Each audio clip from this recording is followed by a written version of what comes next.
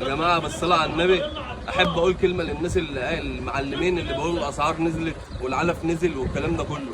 انا مش باكل من 10 شهور ومن سنه علشان الاسعار تنزل في يوم وليله، لا، بعد العيد بشهر بشهرين ممكن 3 تنزل، هتريح اكيد.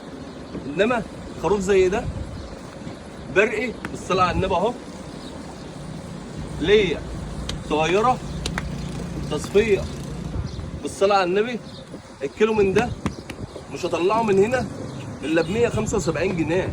وطبعا اللي عاجبه هياخد اكيد ويشرفني، واللي مش عاجبه على راسي برضه، بس انا مش هطلع خروف زي ده من هنا الا ب 175 جنيه.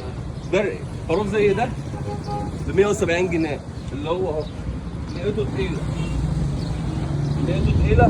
ب 175، وممكن يبقى فيها هزه حاجه بسيطه عشان مثلا تقيل، عشان خروف تقيل. خروف زي ده ب 170 البلدي ب 170، انما البرقي ده تصفيته عاليه، التصفيه بتاعته يا جماعه بتعدي النص. فمثلا خلي الناس فاهمه بالله عليكم اهو. بعد كده خروف زي ده ب 170 جنيه الكيلو. اللي يلاقي يا جماعه سعر اقل من دوت ما يكلمنيش ويقول لي في كذا، يشتري على طول، وانا والله هذبحه له مني ليه؟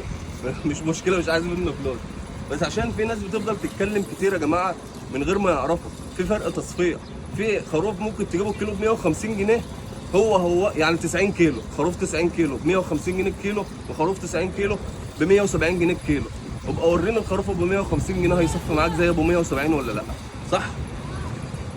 ما فيهاش كلام والله العظيم يا جماعه، دي حاجه شغل محل، ده شغل محل، الحاجات دي كلها شغل محل بالصلاه على النبي. نيجي بقى لايه؟ للجدي، امسك كده الجدويه اهي.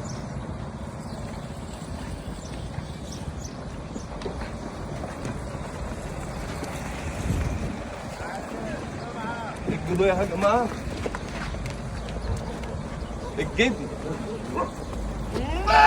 عندي ب 180 جنيه الكيلو، الكيلو ب 180 جنيه. بس الجدي طبعا الصغير شويه سعره بيبقى اعلى 185. ده جدي اهو، الكيلو عندي ب 180 جنيه اهو. وطبعا اللي عايز يشتري براحته، انا ما بجبرش حد ان هو يشتري من عندنا اهو يا جماعه. البضاعه قدامكم، حاجتنا وحاجه ناس تانيين صحابنا، كل حاجه موجوده قدامكم، كل الاسعار متاحه قدامكم. هتشتروا اقل من بره براحتكم، هتشتروا من عندي انا غالي مش مشكله، بس كل واحد عارف بضاعته غالي.